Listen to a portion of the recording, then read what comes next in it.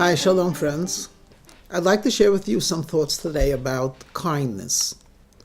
Kindness is a wonderful attribute, but how necessary is it really to maybe society? I mean, if I ask you, do you think being a kind person is a necessity to get ahead in life? I mean, don't you think ambition, drive, hard work, intelligence, don't they trump being kind? If people were kind, but did not act with justice or did not follow the law, it would not be a comfortable world to live in. So I ask, why do we even need kindness? Or to put it slightly differently, what is it about kindness that makes it such a desirable and attractive human quality? How do I know that it's a desirable quality?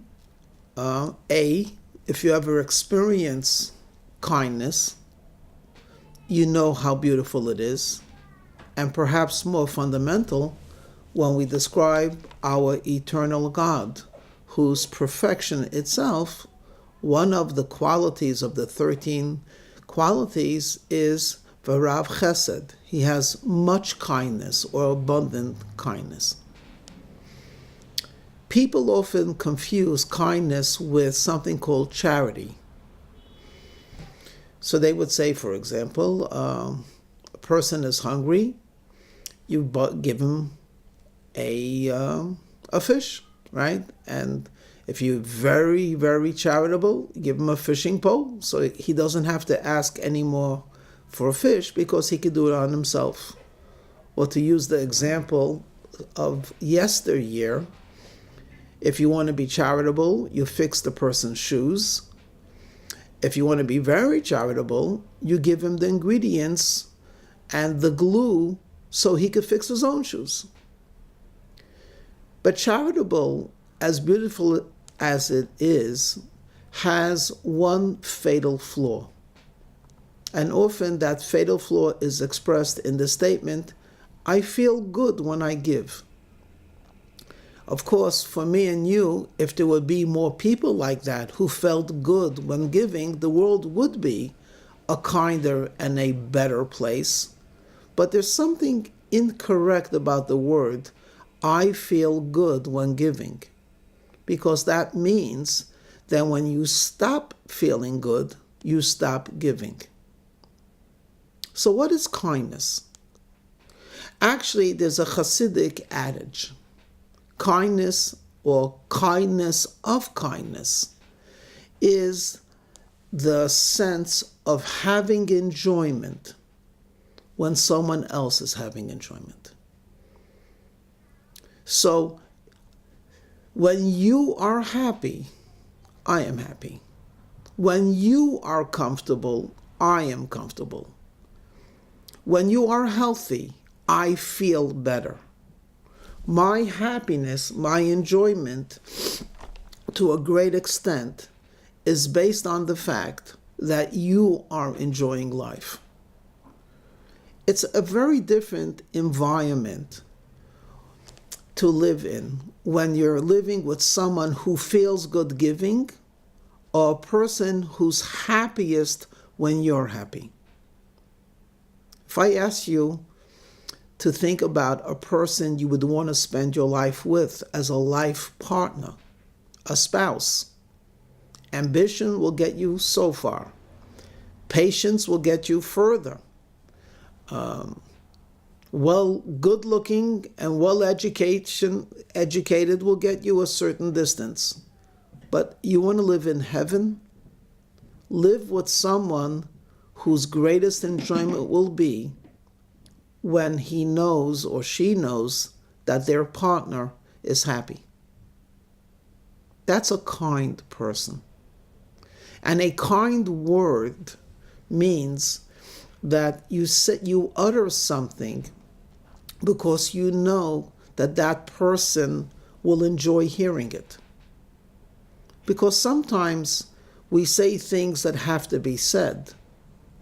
Sometimes we say things because it has to be heard. A kind person is not always thinking about what has to be said. He's thinking to himself, what does so-and-so have to hear? And if so-and-so has to hear this joke or this compliment or this affirmation or this statement, that's coming from a kind person. If we thought about it in this way, when we talk about Hashem, who's abundantly kind, it doesn't merely mean that God is compassionate and that God is patient, but it actually means God has pleasure when man has pleasure. God is happy when man is happy. What does that mean? Well, we need much interpretation, but just to share an example of a parent. A parent often is happiest when he sees the children content, when he sees the children well-adjusted.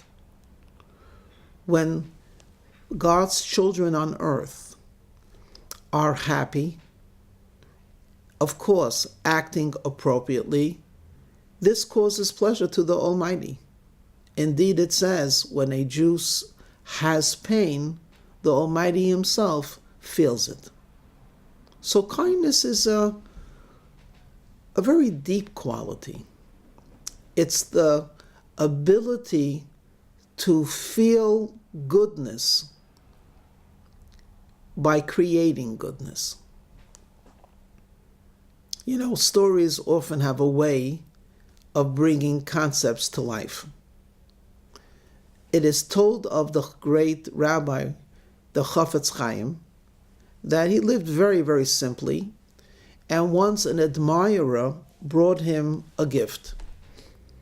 The gift was a pair of gloves. He lived in Eastern Europe. It gets very cold in the winter. He was a man that had very limited finances, and this admirer bought him a pair of gloves. First, the rabbi did not want to accept it, but after begging him, please, you will make me feel good. You will allow me to be happy if you could just take it, and I know that the rabbi's hands would be warm. He grudgingly accepted it and thanked him profusely. The story goes that he kept the gloves when he wasn't wearing it, I suppose in the pocket of his coat. And as the story continues, there was once he was on a train, it was very crowded. Someone opened up a window for some ventilation, and because it was so crowded, the rabbi's coat was pressed against the window, and out flew one of the gloves.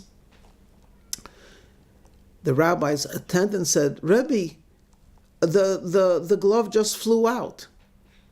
And without batting an eyelid, the rabbi took the second glove and threw it out of the window. The attendant was taken aback. Rabbi, why did you throw out the second glove? To which the rabbi said, look, it was an expensive glove and very, very useful. If someone is walking near the train tracks and saw this beautiful glove, he would be very happy. But who wears only one glove? When I realized that I could not have usage of the glove, I immediately thought, let someone else have. So whoever will be lucky enough or fortunate enough to find the glove that flew out, he will also be able to walk another couple of yards and find the second glove. Now, this is not a miracle story, but to me, this is an incredibly instructive story. I'm thinking to myself, what would have been the response of most people? Most people instinctively would have put their hands on the pocket to make sure that the second glove would not be out the window. And only later on, upon reflection, they would have to think, what am I going to do with one glove? But this man's decency, and more than decency, righteousness, immediately put him into the mindset of people should be happy. People should be able to be catered to. Here is probably some poor person that might be walking near the train tracks to see if he could pick up something, and he's lucky to find a glove. Let him have a second glove. Friends, it's a different perspective. Did you ever lose some money? Were you upset? Did it ever occur to you that if you lost the money, your prayer should be, please God, I hope someone worthy finds it, or someone poor finds it. Because though I lost it, wouldn't it be right or wonderful that someone else should have benefit from it? You see, kindness enjoys when other people are enjoying. So we're charitable and we're nice. Many of us are generous. Let's try to be kind as well. Shalom. May we merit soon a world of kindness and goodness.